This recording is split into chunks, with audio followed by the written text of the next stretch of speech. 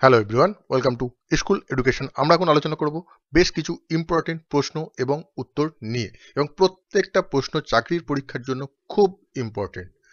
আর শুধুমাত্র যে আলোচনা করা হবে তা নয়, এর সঙ্গে বিস্তারিত আলোচনা করা হবে, যাতে এর সঙ্গে রিলেটেড অন্য কোনো প্রশ্ন যদি পরীক্ষায় আসে সেক্ষেত্রেও যাতে আপনারা তার সঠিক উত্তর করে আসতে পারেন। তো দেখে নেওয়া যাক এখানে কোন কোন প্রশ্ন আলোচনা করা হয়েছে। প্রথমেই যে প্রশ্নটা রয়েছে, পলাশির যুদ্ধ কবে হয়েছিল? এখানে অপশন কি কি রয়েছে? 1654 সালে, 1657 সালে, 1754 সালে, 1757 সালে। এর সঠিক উত্তর হচ্ছে অপশন ডি, 1757 সালে। 1757 সালে পলাশির যুদ্ধ হয়েছিল, কিন্তু ডেটটা কি? 1757 সালের কোন দিন পলাশির যুদ্ধ হয়েছিল? এটাও ইম্পর্টেন্ট প্রশ্ন, কারণ যুদ্ধটা ইম্পর্টেন্ট, কারণ পলাশির যুদ্ধের পরেই ইংরেজরা তাদের শক্তি বৃদ্ধি করতে শুরু করেছিল এবং একটা টাইমে গোটা ভারতবর্ষকে তারা তাদের অধীনে নিয়ে এসেছিল। সুতরাং ডেটটা খুব ইম্পর্টেন্ট। সেই ডেটটা হচ্ছে 23শে জুন। 1757 খ্রিস্টাব্দের 23শে জুন এই পলাশির যুদ্ধ হয়েছিল। এবং এই পলাশির যুদ্ধ কোথায় হয়েছিল? এই পলাশির যুদ্ধ হয়েছিল সিরাজউদ্দৌলার যে রাজধানী ছিল মুর্শিদাবাদ, সেই মুর্শিদাবাদ থেকে 20 মাইল দূরে। এটাও কিন্তু মাথায় রাখতে হবে, মুর্শিদাবাদ থেকে 20 মাইল দূরে এই পলাশির উদ্যান, এই পলাশির প্রান্তর, এই পলাশির প্রান্তরে যুদ্ধ হয়েছিল নবাব সিরাজউদ্দৌলার সঙ্গে ইংরেজদের। এটাও কিন্তু পরীক্ষায় আসতে পারে, যদি এটা খুব সহজ প্রশ্ন যে সিরাজউদ্দৌলার সঙ্গে কাদের যুদ্ধ হয়েছিল পলাশির যুদ্ধে, সেক্ষেত্রে উত্তর হবে ইংরেজদের। আর এই যুদ্ধে সিরাজউদ্দৌলার সঙ্গে বিশ্বাসঘাতকতা কে কে করেছিল? অনেকেই করেছিল, তার মধ্যে যে দুটো নাম সব থেকে ইম্পর্টেন্ট সেই দুজন হচ্ছেন মির্জাফর এবং রায় দুর্লভ। কারণ এরা দুজন যুদ্ধক্ষেত্রে বর্তমান ছিলেন, কিন্তু যুদ্ধক্ষেত্রে বর্তমান থাকা সত্ত্বেও এদের সেনাবাহিনী সিরাজউদ্দৌলার জন্য যুদ্ধ করেনি। যার ফলাফল কি হয়েছিল? যার ফলাফল হয়েছিল পলাশির যুদ্ধে সিরাজউদ্দৌলার পরাজয়। কিন্তু সিরাজউদ্দৌলার পক্ষে কে কে ছিলেন এই যুদ্ধে? এত বিশ্বাসঘাতকতার পরেও সিরাজউদ্দৌলার পক্ষেও কিছু সেনাপতি ছিলেন। তারা হচ্ছেন মীর মদন এবং মোহনলাল। এবং এই যুদ্ধে মীর মদনের মৃত্যু হয়েছিল। এবং এই যুদ্ধে পরাজিত হয়ে সিরাজউদ্দৌলার কি হয়েছিল? এই যুদ্ধে পরাজিত হয়ে সিরাজউদ্দৌলা যুদ্ধক্ষেত্র থেকে পালিয়ে গিয়েছিলেন, এবং পালিয়ে তিনি যখন যাচ্ছিলেন তখন দিনটা ছিল 30শে জুন। তিনি রাজমহলের কাছে, জায়গাটা অবশ্যই মনে রাখবেন, রাজমহলের কাছে এক ফকির তাকে চিনতে পেরে গেছিল তার জুতো দেখে। এবং সেই ফকিরের নাম কি? ফকির দান শাহ। ফকির দান শাহ সিরাজের জুতো দেখে সিরাজকে চিনতে পেরে গেছিল, এবং সেই ফকির সিরাজউদ্দৌলাকে ইংরেজদের হাতে ধরিয়ে দিয়েছিল, যার ফলে সিরাজউদ্দৌলার বিচারে শাস্তি হয়েছিল মৃত্যুদণ্ড। নেক্সট প্রশ্ন, খুব ইম্পর্টেন্ট প্রশ্ন, মির্জাফর মোট কতবার সিংহাসনে বসেছিলেন? সিরাজউদ্দৌলার মৃত্যুর পর সিংহাসনে বসেছিলেন মির্জাফর, কারণ তিনি বিশ্বাসঘাতকতা করেছিলেন এবং তিনি বিশ্বাসঘাতকতা করে সিংহাসন দখল করেছিলেন। কিন্তু তিনি কতবার সিংহাসনে বসেছিলেন? ইম্পর্টেন্ট প্রশ্ন কেন? কারণ সবাই ভাববে একবার বসেছিলেন, কিন্তু না, তাকে মাঝখানে আরেকবার সিংহাসনচ্যুত করা হয়েছিল। সুতরাং এখানে বোঝাই যাচ্ছে সঠিক উত্তর কি? অপশন বি, 2 বার। মির্জাফর মোট 2 বার সিংহাসনে বসেছিলেন। সিরাজের মৃত্যুর পর 1757 খ্রিস্টাব্দে মির্জাফর সিংহাসনে বসেছিলেন, কিন্তু ইংরেজদের সঙ্গে বনিবনা না হওয়ার কারণে 1760 খ্রিস্টাব্দে তাকে সিংহাসনচ্যুত করে মীর কাসিমকে সিংহাসনে বসানো হয়েছিল। সালটা অবশ্যই মনে রাখতে হবে, কত সাল? 1760 সাল। কি কারণে? ইংরেজদের সঙ্গে তার বনিবনা হচ্ছিল না, সেই কারণে ইংরেজরা তাকে সরিয়ে দিয়ে মীর কাসিমকে সিংহাসনে বসিয়েছিলেন। কিন্তু মীর কাসিমকে সিংহাসনে বসানোর পরেও দেখে যে সেই একই ঘটনা, মীর কাসিমও ইংরেজদের বিরোধিতা করতে শুরু করে। সুতরাং ইংরেজরা দেখে দরকার নেই ভাই, মির্জাফরই ভালো ছিল, মীর কাসিমকে পুনরায় সিংহাসনচ্যুত করে তারা মির্জাফরকে আবার পুনরায় সিংহাসনে বসান। এবং এইভাবেই মির্জাফর মোট 2 বার সিংহাসনে বসেছিলেন, এবং দ্বিতীয়বার তিনি বসেছিলেন 1763 খ্রিস্টাব্দে, এবং 1763 খ্রিস্টাব্দ থেকে তার মৃত্যু পর্যন্ত তিনি সিংহাসনে ছিলেন। তার মৃত্যু হয়েছিল 1765 খ্রিস্টাব্দে। নেক্সট প্রশ্ন, মির্জাফরের মৃত্যুর পর বাংলার সিংহাসনে কে বসেছিলেন? ইম্পর্টেন্ট প্রশ্ন। এখানে অপশন কি কি রয়েছে? এখানে অপশন রয়েছে মীর কাসিম, সুজাউদ্দৌলা, নজমউদ্দৌলা, উপরের কেউ নন। অনেক স্টুডেন্ট এইখানে মীর কাসিম উত্তর করে দিয়ে চলে আসবে, কারণ মির্জাফরের পরে মীর কাসিম। কিন্তু কি দেখলাম আমরা আগের প্রশ্ন? মির্জাফর প্রথমে সিরাজউদ্দৌলার মৃত্যুর পর সিংহাসনে বসলেন, তারপর জাফরকে সরিয়ে দিয়ে মীর কাসিমকে সিংহাসন দেওয়া হলো, আবার মীর কাসিমকে সরিয়ে দিয়ে মীর জাফরকে সিংহাসন দেওয়া হলো। সুতরাং এখানে অপশন এ মীর কাসিম যদি উত্তর করা হয় সেক্ষেত্রে উত্তর সম্পূর্ণ রকম ভাবে ভুল হবে। এখানে সঠিক উত্তর হচ্ছে অপশন সি নজমুদ্দৌলা। মীর জাফরের মৃত্যুর পর বাংলার সিংহাসনে বসেছিলেন নজমুদ্দৌলা।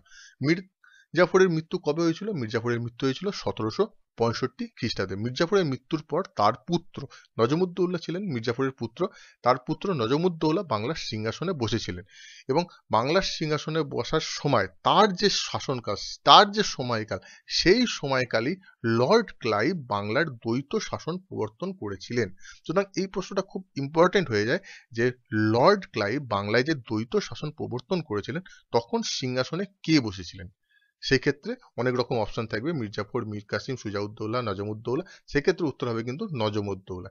নজমুদ্দৌলার সিংহাসনে বসা অবস্থায় লর্ড ক্লাইভ বাংলায় দ্বৈত শাসন প্রবর্তন করেছিলেন এবং তিনি 1765 খ্রিস্টাব্দ থেকে 1772 খ্রিস্টাব্দ পর্যন্ত মোটামুটি সিংহাসনে ছিলেন। পুতুলের মতো সিংহাসনে ছিলেন, ঠিক কথাই, কিন্তু তিনি সিংহাসনে ছিলেন এবং 1772 খ্রিস্টাব্দে ইংরেজ ইস্ট ইন্ডিয়া কোম্পানি নজমুদ্দৌলাকে পেনশন দিয়ে বাংলা শাসনভার নিজেদের অধীনে নিয়ে নেয়। কারণ তাদের উদ্দেশ্যই ছিল আস্তে আস্তে বাংলা শাসনভার নিয়ে নেওয়া এবং বাংলা থেকে আস্তে আস্তে আরো সেই শাসনভার মানে শাসন ক্ষমতা বৃহত্তর করা।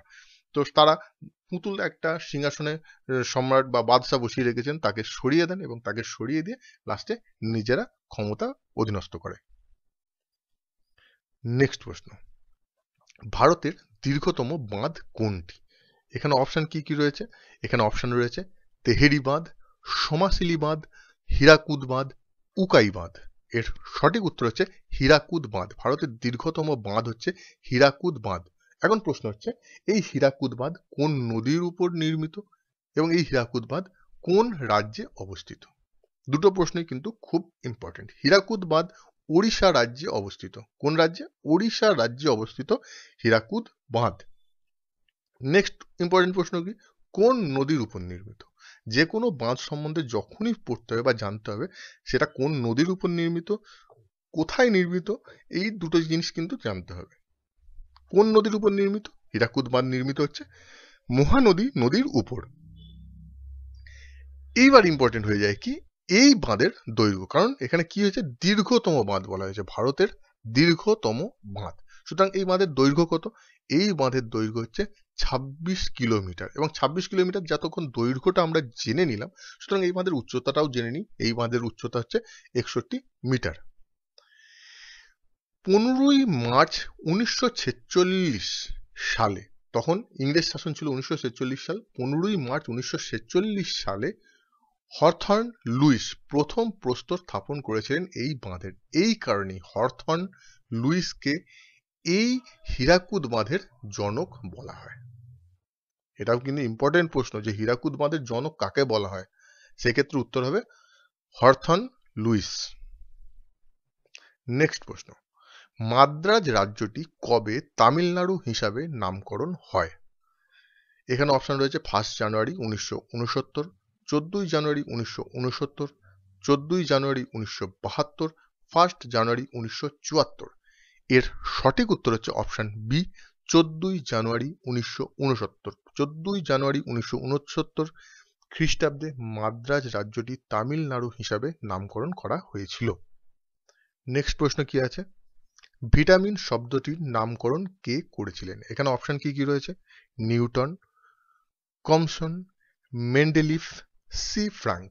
এর সঠিক উত্তর হচ্ছে option D C Frank. C Frank vitamin শব্দটির নামকরণ করেছিলেন এবং 1912 খ্রিস্টাব্দে, সালটাও অবশ্যই মনে রাখবেন, 1912 খ্রিস্টাব্দে সর্বপ্রথম তিনি এই শব্দটি প্রয়োগ করেছিলেন, অর্থাৎ এই ভিটামিন শব্দটি তিনি প্রয়োগ করেছিলেন। নেক্সট প্রশ্ন, আইন অমান্য আন্দোলন কত সালে শুরু হয়েছিল? এখানে অপশন কি কি রয়েছে? 1930 সাল, 1934 সাল, 1940 সাল, 1942 সাল।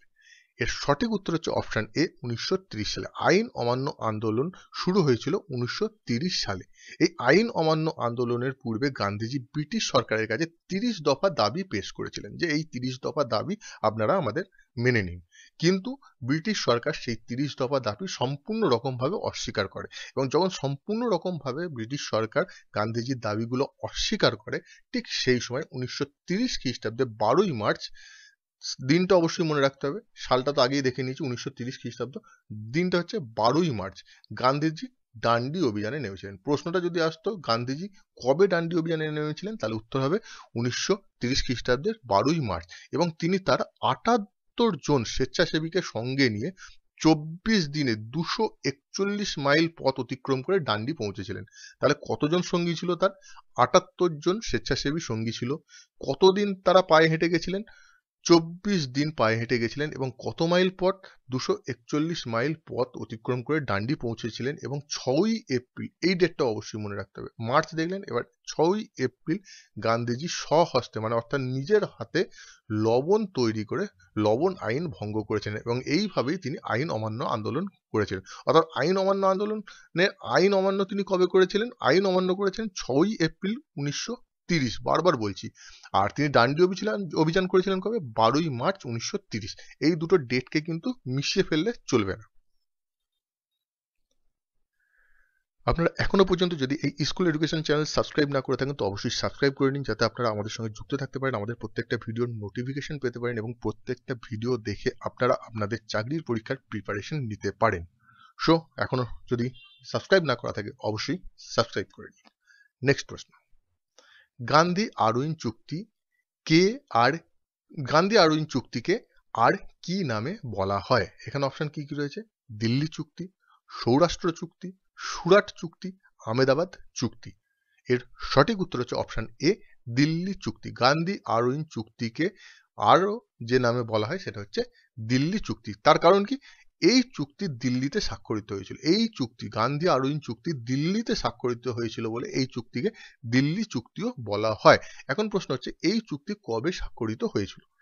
এই চুক্তি স্বাক্ষরিত হয়েছিল, সালটা এবং ডেটটা দুটোই কিন্তু মনে রাখতে হবে, 1931 খ্রিস্টাব্দের 5ই মার্চ। কবে স্বাক্ষরিত হয়েছিল? 1931 খ্রিস্টাব্দের 5ই মার্চ স্বাক্ষরিত হয়েছিল গান্ধী আরউইন চুক্তি বা দিল্লি চুক্তি।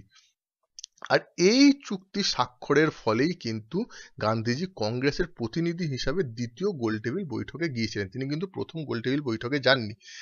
এই চুক্তি স্বাক্ষরের পর গান্ধীজি দ্বিতীয় গোলটেবিল বৈঠকে যেতে রাজি হয়েছিলেন। এবং এখান থেকে একটা প্রশ্ন আমি করছি, যেটা কমেন্ট বক্সে আপনারা সবাই উত্তর দেবেন, সেটা হচ্ছে একজন বিশিষ্ট ব্যক্তি, ভারতীয় বিশিষ্ট ব্যক্তি, যিনি 3টে গোলটেবিল বৈঠকেই অংশগ্রহণ করেছিলেন, তিনি কে? দেখি কে কে উত্তর দিতে পারে। কমেন্ট বক্সে এর উত্তর আপনারা সবাই দেবেন। নেক্সট প্রশ্ন, পারস্যের শাহ এবং মোগলদের মধ্যে নিচের কোন অঞ্চলের দখল নিয়ে তিক্ত দ্বন্দ্ব ছিল? এখানে অপশন কি কি রয়েছে? কান্দাহার, পাতিয়ালা, কাবুল, গজনি। এর সঠিক উত্তর হচ্ছে অপশন এ, কান্দাহার। পারস্যের শাহ এবং মুঘলদের মধ্যে কান্দাহার অঞ্চল নিয়ে কিন্তু তিক্ত দ্বন্দ্ব ছিল।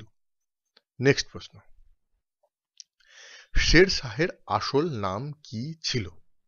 এখানে অপশন কি কি রয়েছে? হিমু, ফৈজি, ফরিদ, আলম। এর সঠিক উত্তর হচ্ছে অপশন সি, ফরিদ।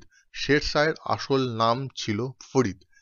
তিনি ছিলেন ভারতে সুরি সাম্রাজ্যের প্রতিষ্ঠাতা। এখানে কিন্তু এই প্রশ্নটাও তাহলে ইম্পর্টেন্ট হয়ে যাচ্ছে যে সুরি সাম্রাজ্যের প্রতিষ্ঠাতা কে ছিলেন? সুরি সাম্রাজ্যের প্রতিষ্ঠাতা ছিলেন শের শাহ, এবং তিনি 1529 থেকে 1540 সাল পর্যন্ত তিনি বিহারের শাসক ছিলেন। 1529 থেকে 1540, এবং 1540-এর পর তিনি মুঘল সাম্রাজ্যকে পরাজিত করে তিনি একটা সার্বভৌম শাসক হিসাবে নিজেকে প্রতিষ্ঠিত করেন, এবং এরপর তিনি সুরি সাম্রাজ্য প্রতিষ্ঠা করেছিলেন এবং দিল্লির সিংহাসনে তিনি বসেছিলেন এবং তিনি একটা সর্বভারতীয় বা সার্বভৌম শাসক হিসাবে নিজেকে প্রতিষ্ঠিত করেছিলেন। নেক্সট প্রশ্ন, ভাস্কো দা গামা কত খ্রিস্টাব্দে ভারতে এসেছিলেন?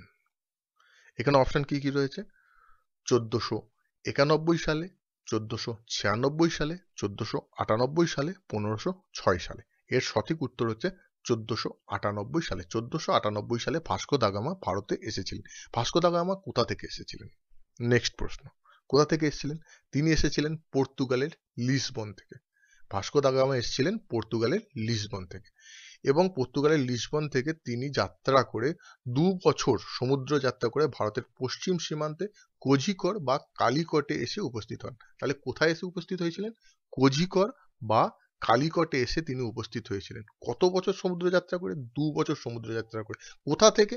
লিসবন থেকে। এবং সেই দিনটা কবে? যেদিন তিনি কালিকটে এসে উপস্থিত হয়েছিলেন বা কোঝিকড়ে এসে উপস্থিত হয়েছিলেন, সেই দিনটি হচ্ছে, ডেটটাও মনে রাখতে হবে, সালটাও মনে রাখতে হবে। সালটা হচ্ছে 1498 সাল এবং ডেটটা হচ্ছে 20 মে, অর্থাৎ 20 তারিখ, মে মাসের 20 তারিখে 1498 সালে তিনি কোঝিকড় বা কালিকটে এসেছিলেন। এবং তিনি যেহেতু প্রথম ইউরোপিয়ান যিনি ভারতে এসেছিলেন, এই কারণেই তাকে ভারতের আবিষ্কর্তাও বলা হয়। তাহলে ভারতের আবিষ্কর্তা কাকে বলা হয়? এইটা যদি প্রশ্ন আসে, সেক্ষেত্রে উত্তর হবে ভাস্কো দা গামা।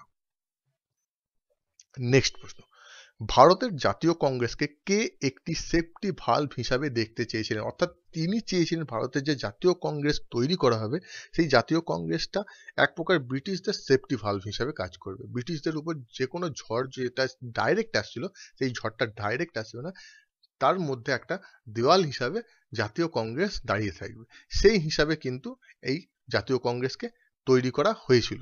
তো সেই ব্যক্তি কে ছিলেন? এখানে অপশন কি কি রয়েছে? লর্ড লিটন, উমেশচন্দ্র ব্যানার্জি, সুরেন্দ্রনাথ ব্যানার্জি, এ ও হিউম। এর সঠিক উত্তর হচ্ছে অপশন ডি, এ ও হিউম বা অ্যালান অ্যাক্টিভিয়াম হিউম। তিনি ভারতীয় জাতীয় কংগ্রেসকে প্রতিষ্ঠা করেছিলেন এবং তিনি ভারতীয় জাতীয় কংগ্রেসকে প্রতিষ্ঠা করে তিনি চেয়েছিলেন এটাকে সেফটি ভালভ হিসাবে ব্যবহার করতে বা দেখতে। নেক্সট প্রশ্ন, তেভাগা আন্দোলন ছিল, এখন অপশন কি কি রয়েছে? কৃষকদের আন্দোলন, উপজাতিদের আন্দোলন, কমিউনিস্টদের আন্দোলন, শ্রমিকদের আন্দোলন। এর সঠিক উত্তর হচ্ছে অপশন এ, কৃষকদের আন্দোলন। তেভাগা আন্দোলন ছিল কৃষকদের আন্দোলন। এখান থেকে ইম্পর্টেন্ট হয়ে যায় কি, এই তেভাগা আন্দোলন কবে হয়েছিল? এই তেভাগা আন্দোলন শুরু হয়েছিল 1946 সালের ডিসেম্বরে এবং এই আন্দোলন চলেছিল 1948 সাল পর্যন্ত। এবং এখানে অংশগ্রহণ কারা করেছিল? এখানে অংশগ্রহণ করেছিল বর্গা ও ভাগ চাষিরা। মোট উৎপন্ন ফসলের 3 ভাগের 2 ভাগ এই চাষিরা যাতে পায়, এই উদ্দেশ্যেই কিন্তু এই তেভাগা আন্দোলনের সূত্রপাত হয়েছিল। এই তেভাগা আন্দোলনের বেশ কিছু দাবি ছিল। সেই বেশ কিছু দাবির মধ্যে 4টে দাবি আমরা দেখে নিই। প্রধান যে দাবিগুলো, সেই দাবিগুলো হচ্ছে 3 ভাগের মধ্যে 2 ভাগ ফসল তাদের দিতে হবে, জমিতে ভাগ চাষিদের দখলি সত্ত্ব দিতে হবে, অর্থাৎ ভাগ চাষিরা শুধুমাত্র এই যে কাজ করবে তা নয়, তাদের দখলি সত্ত্বও দিতে হবে, এবং ভাগ চাষির খামারে ধান তুলতে হবে। ধান ডাইরেক্ট জমির মালিকের কাছে যাবে না, ভাগ চাষিদের খামারে ধান তুলতে হবে, এবং ভাগ চাষের ধান বুঝে নিয়ে জমির যে মালিক তাকে রসিদ দিতে হবে। এইগুলো ছিল তাদের প্রধান দাবি এবং এই দাবিগুলোর কারণেই তেভাগা আন্দোলন হয়েছিল। আজকের ভিডিও এই পর্যন্ত। আশা করি আপনাদের ভালো লেগেছে। ভালো লাগলে অবশ্যই লাইক করুন, কমেন্ট করুন, আর এখনো পর্যন্ত যদি এই চ্যানেল সাবস্ক্রাইব না করে থাকেন তো এই চ্যানেল অবশ্যই সাবস্ক্রাইব করে নিন, যাতে আমরা একসঙ্গে যুক্ত থাকতে পারি, আমাদের প্রত্যেকটা ভিডিওর নোটিফিকেশন আপনারা পেতে পারেন এবং প্রত্যেকটা ভিডিও দেখে আপনারা আপনাদের চাকরির পরীক্ষার প্রিপারেশন নিতে পারেন। আর ভিডিওটা যদি ভালো লাগে অবশ্যই সোশ্যাল মিডিয়ায় বিভিন্ন মাধ্যমে শেয়ার করুন, যাতে অন্যান্য স্টুডেন্টরাও ভিডিওটা দেখে উপকৃত হতে পারে। সো এতক্ষণ ভিডিওটা দেখার জন্য আপনাদের সবাইকে অসংখ্য ধন্যবাদ। Thank you, thank you, thank you.